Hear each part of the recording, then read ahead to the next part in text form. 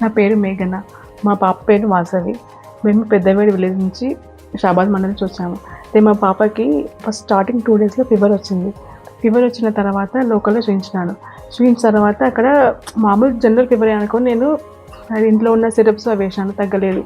తర్వాత ఇక్కడ శంషాబాద్లో చూపించినాను. చూపిస్తే అక్కడ వాళ్ళు ట్రీట్మెంట్ చేసినారు. వాళ్ళకు కూడా అర్థం కాలేదు ఇది ఏంటి, ఎందువల్ల వచ్చింది అని అర్థం కాలేదు. మాకు భయం వేసింది. ఇమీడియట్గా థర్స్డే రోజు నైట్ ఇక్కడికి కిమ్స్ హాస్పిటల్కి వచ్చేసినాము. వాళ్ళు రాగానే ఎమర్జెన్సీలో వాళ్ళు తీసుకున్నారు. రాగానే ట్రీట్మెంట్ స్టార్ట్ చేసి యాంటీబయాటిక్స్ అది ఇంజెక్షన్స్ అవి అన్నీ ఇస్తూనే ఉన్నారు. తర్వాత బాబు సార్ అంటారులో మేము జాయిన్ అయినాం.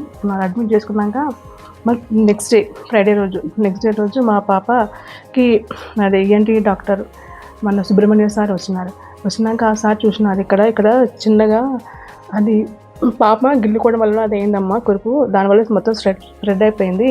అయితే ఒకసారి ఇమీడియట్లీ చేయించాలి అని చెప్పి ఈవినింగ్ 4:30 కల్లా ఆపరేషన్ థియేటర్ తీసుకెళ్ళి సక్సెస్ అయిపోయింది. అది మాకు చాలా హ్యాపీగా ఉంది. అయితే ఇంకా మళ్ళీ బ్రెయిన్ అని కొంచెం ప్రాబ్లం అని చెప్పినారు. నేను MRI స్కాన్ చేసిన అది కూడా క్లియర్ అయిపోయింది, ఏం లేదు. మాకైతే చాలా హ్యాపీగా ఉంది. మా పాప కూడా చాలా మంచిగా కోలుకుంది.